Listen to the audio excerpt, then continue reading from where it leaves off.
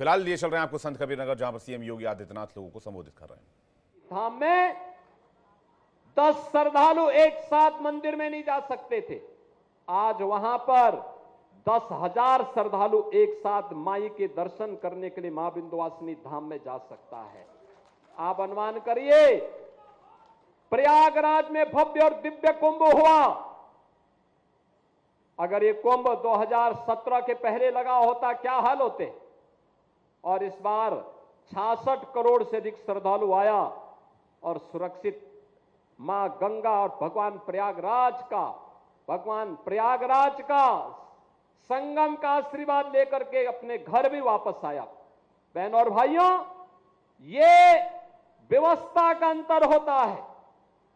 जो लाखों श्रद्धालु बाबा का दर्शन करने के लिए यहां पर आते हैं, उनको सुविधा मिले, सुरक्षा का माहौल मिले, ये सबकी जिम्मेदारी बनती है। यहां के गोसाइयों की भी बनती है, प्रशासन की भी बनती है और शासन की भी जिम्मेदारी बनती है। उनको सुरक्षित और अच्छा माहौल मिले और उस प्रकार के माहौल को देने के लिए मैंने कहा है, गोसाइयों से बात करो, ग्राम पंचायत वासियों से बात करो, अच्छा कॉरिडोर का निर्माण हो, बाबा के भव्य मंदिर का निर्माण हो और भव्य स्वरूप बाबा तामेश्वर नाथ का मिले, जिससे इस जनपद को एक पहचान मिले, सनातन धर्म को एक पहचान मिले।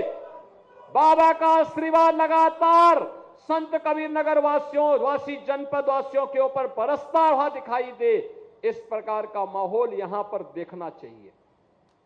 और बहनों और भाइयों, आज मुझे लगता है कि बाबा ने जानबूझ करके कार्यक्रम यहां पर खींच करके कार्यक्रम यहां पर करवा दिया है। बहनों और भाइयों, एक कार्यक्रम शीघ्र यहां का एक कार्य योजना बन करके मेरे पास आएगी, हम उसको स्वीकृति देंगे, विकास का कार्य होगा। एक एक गोसाई और एक एक दुकान को व्यवस्थित पुनर्वास भी करेंगे, किसी को उजाड़ेंगे नहीं, लेकिन उसको पुनर्वास जरूर करके कहीं ना कहीं वहां पर अगल बगल उसके रोजगार पर भी असर न पड़े, उसकी आजीविका पर असर भी न पड़े और श्रद्धालु आने वाले श्रद्धालुओं को सुरक्षित माहौल में दर्शन करने का अवसर भी प्राप्त हो। इस प्रकार का कार्यक्रम हम लोग बाबा तामेश्वर नाथ की इस पावन धरा पर करने की व्यवस्था करेंगे।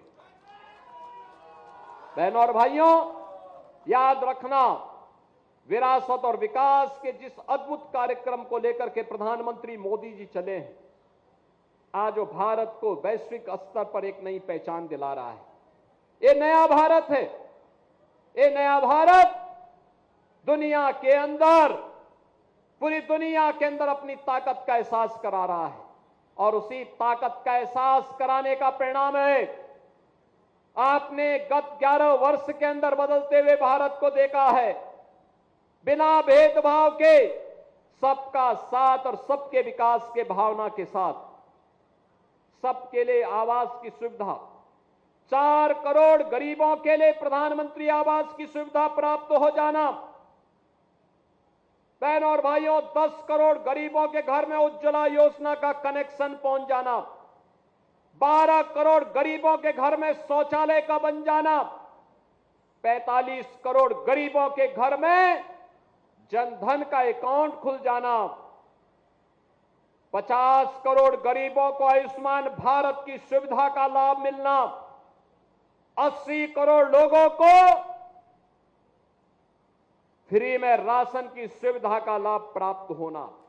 ये नए भारत के वेलफेयर स्कीम की वे योजनाएं हैं जो प्रत्येक नागरिक के जीवन में परिवर्तन का कारक बन रही है, परिवर्तन का कारक बन रही है। आज ही आपने देखा होगा प्रातःकालीन सत्र में हम लोगों ने बेसिक शिक्षा परिषद के अंदर 1.5 करोड़ छात्रों को 1200 रुपए प्रति छात्र के हिसाब से डीबीटी के माध्यम से पैसा उनके अभिभावक के अकाउंट में भेजा है और उन छात्रों के उज्जवल भविष्य के लिए वे फ्री में अभिभावक अपने बच्चों के लिए यूनिफॉर्म बना सकें, जूते मोजे का क्रय कर सकें, बैग ले सकें, स्टेशनरी ले सके, और स्कूल बच्चों को भेज सकें। जहां इन कार्यक्रमों का शुभारंभ किया है, वहीं साथ ही साथ बेसिक शिक्षा परिषद की शिक्षा की गुणवत्ता को बनाए रखने के लिए क्या कुछ कदम उठाए जा सकते हैं। आज प्रातःकालीन सत्र में पूरे प्रदेश भर के हर विकास खंड को जोड़ने का एक कार्यक्रम हम लोगों ने बनाया था।